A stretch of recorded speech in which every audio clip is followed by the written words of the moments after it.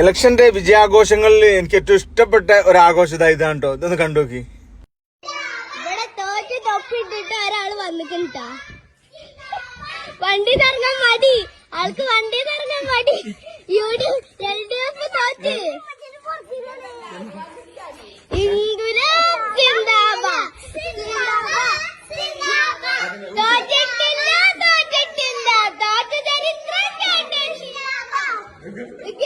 അവിടെ പോയി മരിക്കണം, ഇവിടെ പോയി മരിക്കണം. ഇപ്പൊ എന്തായി?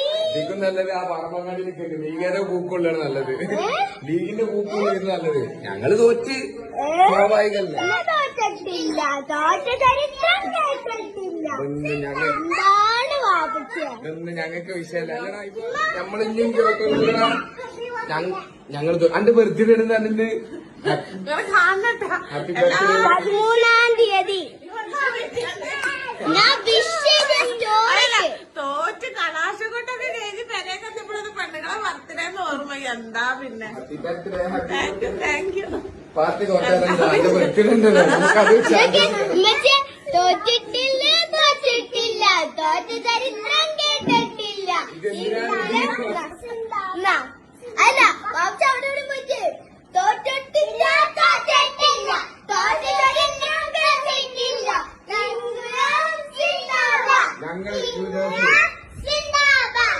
അങ്ങനെയല്ല. ഇനി ഇപ്പം വലുതായി കഴിഞ്ഞാല് ഞങ്ങൾ ഒരുമിച്ച് ചെങ്കോട് വിളിക്കും. തോൽവി ഇതൊക്കെ പറഞ്ഞതാ നിങ്ങൾ കേട്ടിട്ടില്ലേ?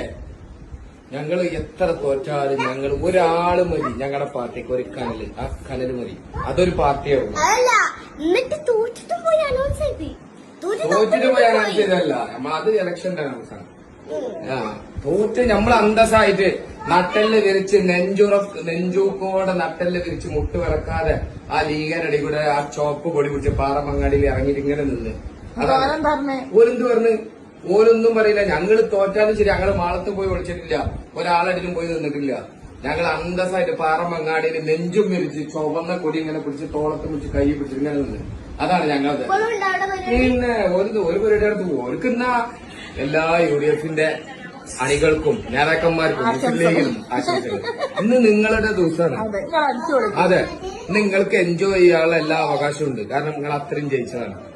ഒറ്റ 2 വാർഡാണ് ആവനാട് പഞ്ചായത്ത് കിട്ടിയത്.